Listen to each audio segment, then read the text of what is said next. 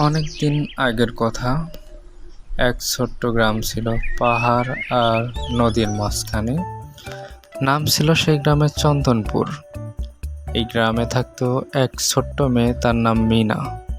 সে খুব চঞ্চল, কৌতূহলী আর সাহসী ছিল। মিনার বাবা মা ছিল গরিব, কিন্তু তারা খুব আদর করত মেয়েটিকে। এক সন্ধ্যার সময় মিনা মাঠে খেলতে খেলতে একেবারে জঙ্গলের ধারে চলে গেল।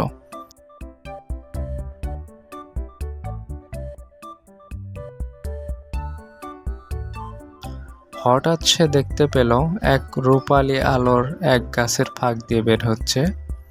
কৌতূহল হয়ে মিনা গাছের কাছে এগিয়ে গেল। হঠাৎ গাছটার পিছনে সে দেখল এক সুন্দরী রমণী।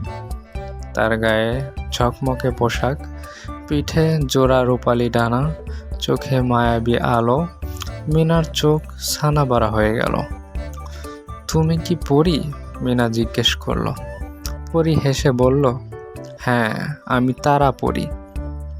আমি পরীদের রাজ্য থেকে এসেছি। তুমি সাহসী, তাই আমাকে দেখতে পেলে। মিনা বিস্ময়ে বলল, পরীদের রাজ্য, সেটা আবার কেমন? তারা পরী বলল, অদ্ভুত সুন্দর এক জগৎ, যেখানে ফুলেরা কথা বলে, নদী গান গায় আর মেঘেরা নাচে। তবে এখন আমাদের রাজ্যে বিপদ এসেছে। অন্ধকার জাদুকর রক্তেশ আমাদের রাজ্য দখল করতে চাইতেছে। রানী পরী বন্দী, আমাদের সাহায্যের খুব দরকার।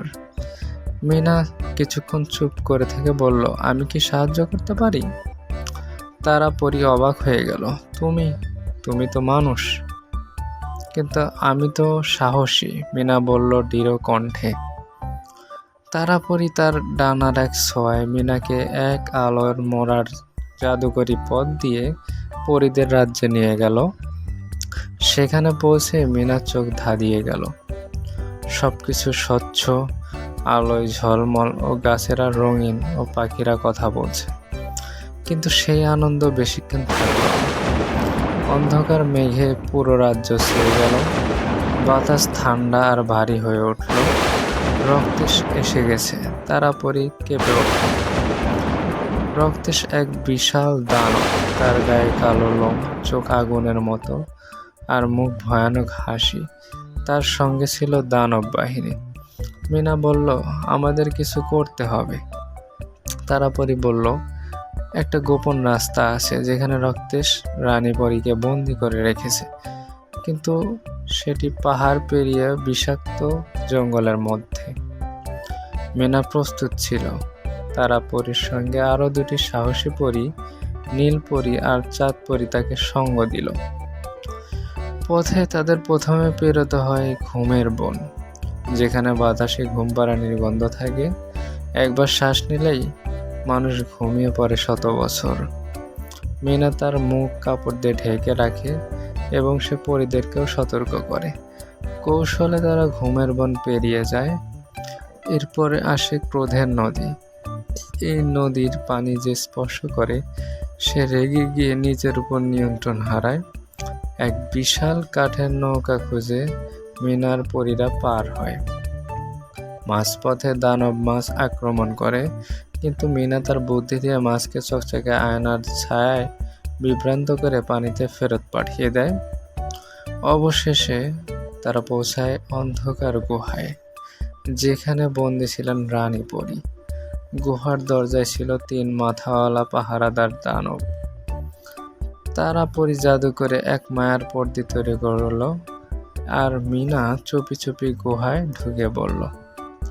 সে দেখল রানী পরী জাদুর শিকলে বাঁধা। রানী পরী বললেন, এই শিকল কেবল সেই ছিন্ন করতে পারে যার হৃদয় নিখাত সাহস আর মায়ায় পরিপূর্ণ। মিনা তার গলায় থাকা ছোট্ট মায়ের দেয়া ভালোবাসার লকেটের শিকলের উপরে রাখে। হঠাৎ শিকল ঝলসে ওঠে, ভেঙে গেল। রানী পরী মুক্ত হয়ে গেল।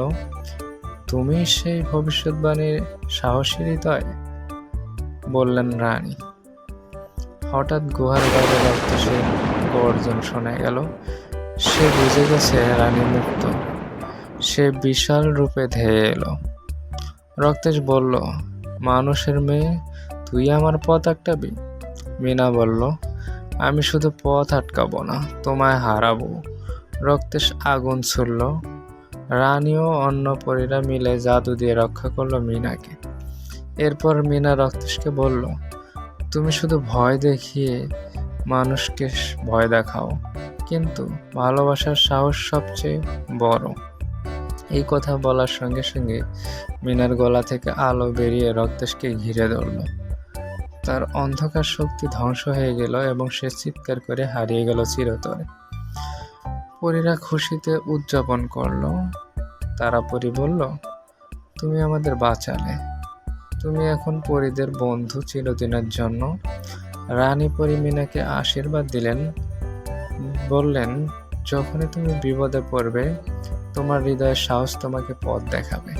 মিনা আবার ফিরে এলো তার গ্রামে, কিন্তু তার হৃদয়ে চিরকাল রয়ে গেল সেই জাদুর স্মৃতি।